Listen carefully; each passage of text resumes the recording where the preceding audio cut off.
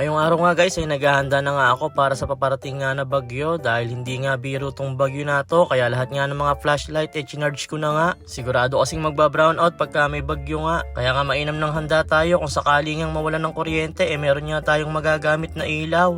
Bale tatlo nga lahat tong flashlight ko na to na magagamit ko kung sakaling mag-brown out nga pag bumagyo. Chinarge ko na nga silang lahat para ma-full. Pati nga rin iba kong mga gamit chinarge ko na nga rin para nga marami akong magagamit kung sakaling nga mawalan nga ng kuryente. At ito naman nga yung dim light na ginagamit ko sa kwarto ko pag nga matutulog na ako sa gabi.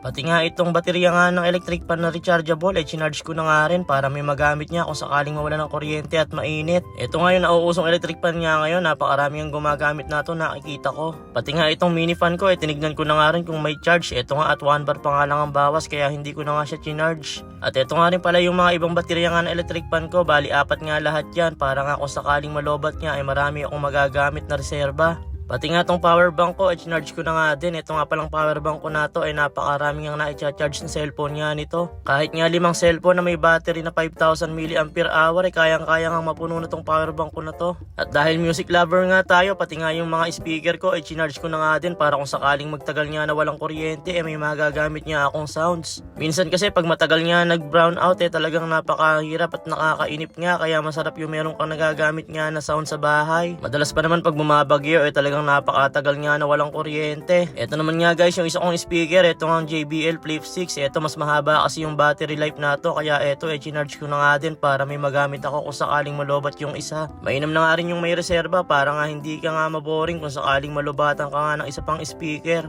Pati nga pala yung JBL party box ko na may dalawang microphone nga na to chinarge ko na nga rin para nga kung sakaling mainip nga pwede nga kaming magkantahan dito sa bahay. Mainam na nga ring handa tayo sa lahat ng pwedeng mangyari. Ang hirap naman kasi kung kailan tsaka nag-brown out tsaka mo nga maiisip i-charge nga lahat ng mga rechargeable mong gamit. Nakakainis nga yun. Hanggang dito na nga lang guys at mag-iingat nga tayong lahat sa paparating na bagyo. Naway hindi na sana tumuloy tong bagyo na to sa Pilipinas.